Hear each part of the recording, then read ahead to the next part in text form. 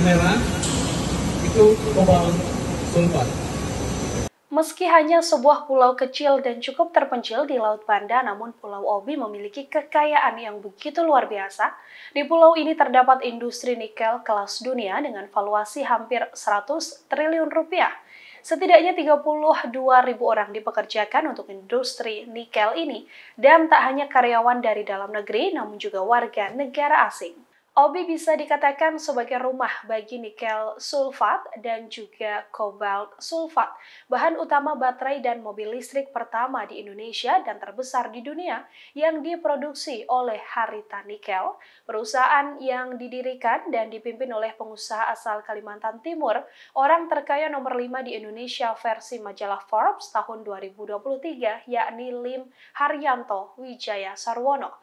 Perlu waktu yang cukup panjang untuk bisa menapakkan kaki di Pulau Obi. Terhitung dengan take off jam 8 pagi dari Jakarta, akan mendarat di kota Harita sekitar pukul 10 malam.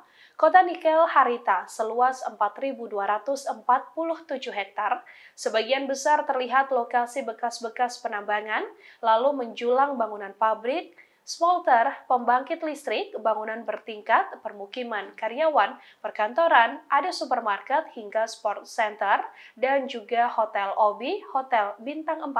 Kota nikel tersebut adalah kawasan berikat yang dilengkapi pelabuhan, lahan peti kemas, dan bisa langsung membawa nikel ke luar negeri. Kota Harita sendiri dibangun dalam tempo singkat, yakni 13 tahun.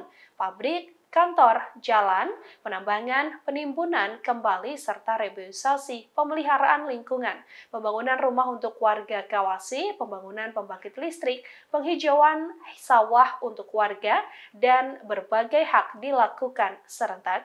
Berbeda dari kota pada umumnya, penghuni kota Harita mendapatkan makanan gratis dari perusahaan 3 kali sehari. Harita Nikel harus menyediakan makanan bagi 32.000 karyawannya dengan asumsi satu karyawan yakni Rp100.000, maka untuk menyediakan makanan saja perusahaan harus mengalokasikan dana sebesar 3,2 miliar rupiah untuk setiap harinya. Untuk memenuhi sebagian kebutuhan karyawan, Harita juga memberdayakan warga Kawasi, perkampungan warga yang terletak di area Harita, yang mana kini sudah diduduki 4.000 orang, di mana sebagian besar adalah para pedagang. Menjadi perusahaan pertambangan, Harita kini bekerja keras mengelola bahan galian yang tak terpakai untuk ditimbun kembali pada area lebih dari 100 hektar. Reboisasi ini dilakukan untuk mengatasi bekas penambangan. Harita Nikel juga bersiap membangun bandara untuk membuka akses kota Harita dari dunia luar. Selain itu juga mempersiapkan eksplorasi di area konsensi baru tak jauh dari Kawasi, serta membangun pembangkit listrik dan smelter baru.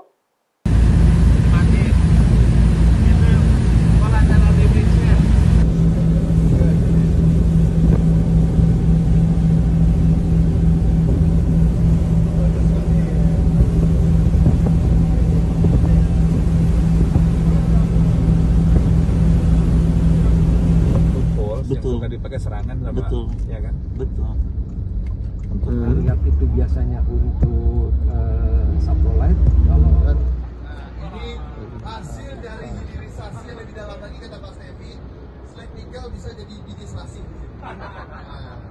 Turunan dari slag nikel berarti beberapa cerobong ini apa namanya Mahera Jaya Ferronikel. Ini pabrik ferronikel yang kedua yang ada 8 jalur ya. Menambah lagi itu Pak. Betul. Nah sebelah kirinya ini yang banyak area lapangan rata ini rencana kita untuk tambahan pabrik ferronikel dan juga stainless steel. Oh stainless steel juga ya? Jadi area yang datar di depan sini nih, di depan kita pas ini nanti rencananya jadi stainless steel. Estimated berapa lama Pak bangun?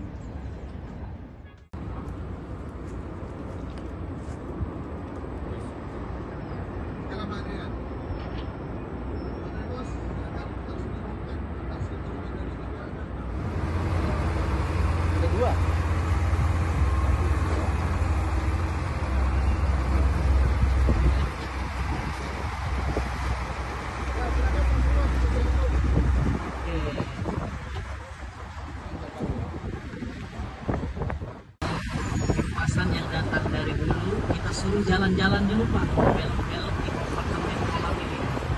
Kenapa disuruh belok-belok? Supaya namanya sedimennya di bawahnya mengendap. Saprolit yang jenis saprolit itu kadar nikelnya 1,7%. Ya. Jadi pengolahan saprolit untuk di industri smelter itu dilakukan dengan jalur pirometalurgi atau temperatur tinggi. Nah, di sini dilakukan proses peleburan. Jadi ore yang basah dengan kadar 40% dan kadar nikelnya 1,7% tadi, ringkasnya diproses melalui proses roasting dulu. Roasting ini artinya dikeringkan dulu, kemudian di rotary dryer, kemudian diproses lanjut untuk proses kalsinasi atau pre-reduction. Di proses drying itu pada temperatur 200 sampai 300 derajat Celcius. Kemudian di proses kalsinasi di rotary kiln itu pada temperatur 700 sampai 900, tapi kita beroperasi di 700 derajat Celcius. Kemudian produknya adalah kalsin. Nah, kalsin ini terbentuk oksida logam yang kemudian sebagian sudah terjadi pelelehan, kemudian nanti akan dimasukkan ke dalam furnace, electric furnace. Nah, itu terjadi peleburan pada temperatur 1650 derajat Celcius. Nah, di dalam furnace secara ekstraksi dia mengalami proses pemisahan beberapa fase.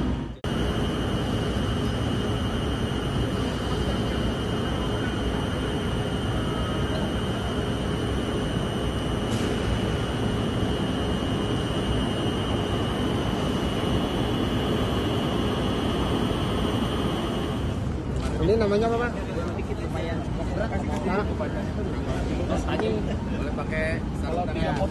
Ini namanya apa, bisa dijelaskan? Ini ferronickel Pak. Ini ferronickel produknya dalam bentuk ingot. Ya, satu keping ingot lengkap seperti ini sekitar 25 kilo. Bawah satu. Oke, nanti akan jadi Ya, ini yang akan diolah turunannya menjadi stainless steel. stainless steel ya. Stainless steel warna putih, kenapa warna hitam? Nanti ada campuran-campurannya lagi Pak. Campur-campur aja. Jadi nanti jadi stainless steel, nanti akan ditambahkan krom, diatur komposisinya. Ini kalau dipoles juga dalamnya mengkilap Pak. Oh, ini mengkilap. Bagian dalamnya kalau dipoles ya, di grinding di ini. Ya kayak besi putih jadinya ya. Ya, Ini karena proses. ini karena dia teroksidasi, makanya baru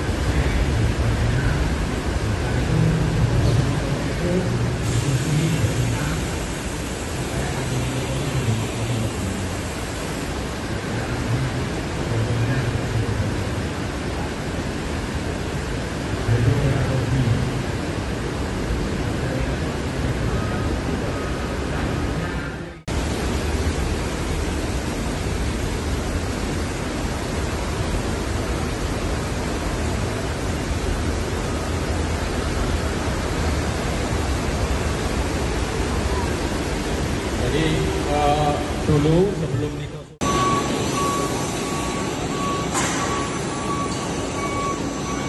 Ya, nah seperti yang kita bilang Pak, pabrik kita kan bahan baku untuk baterai listrik, dan juga kita sudah mempunyai konsep listrik. Jadi ini tidak bermasalah.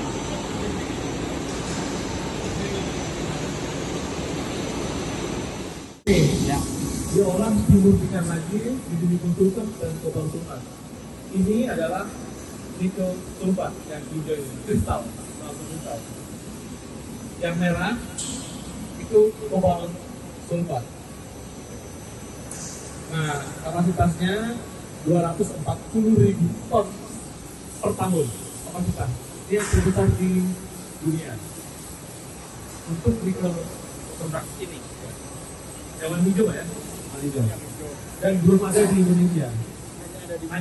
Belum ada di tempat lain Indonesia, kecuali di sini saja. Hanya di Obi saja.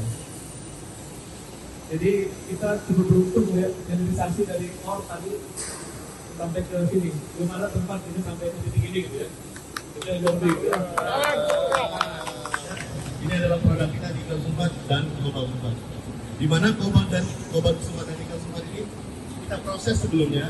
Jadi MHP yang sudah Bapak lihat di Plan 3 tadi, itu kita leaching lagi Pak. Kita larutkan lagi menggunakan asam sulfat.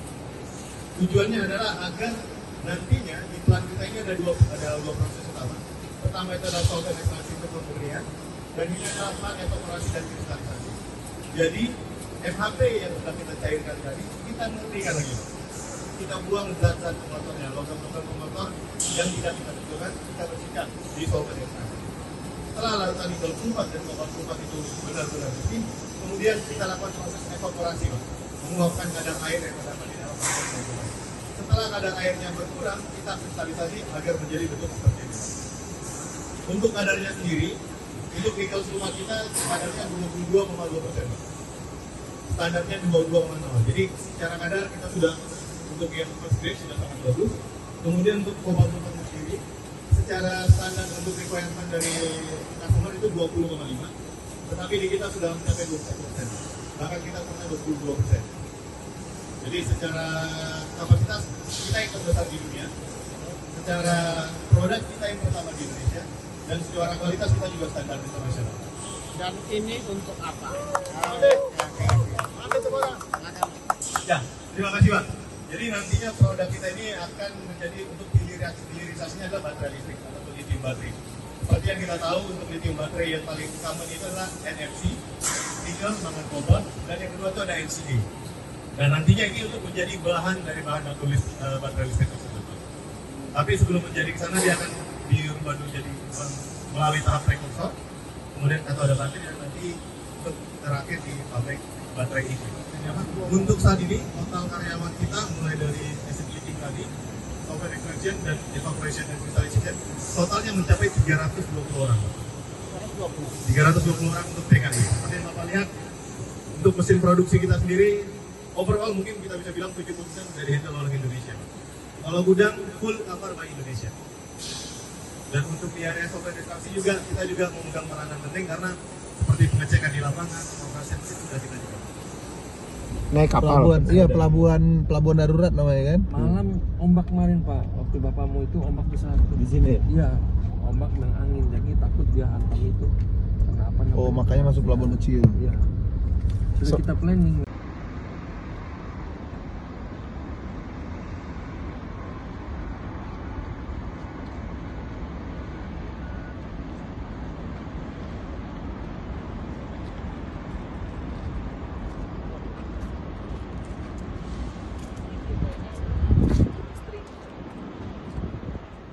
Permohonan kami jangan bosan-bosan terhadap kami ibu-ibu.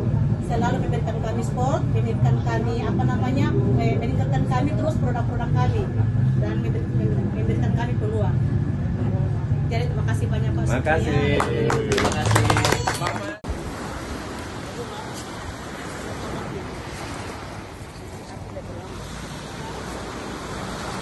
Itu bunga pepaya, Bu. Iya, bunga pepaya. Waduh. Ya.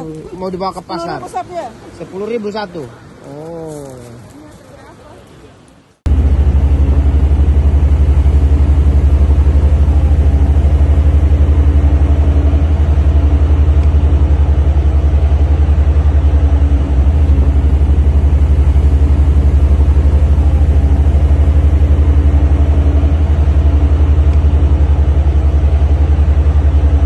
Terima kasih sudah nonton. Jangan lupa like, subscribe, dan share ya.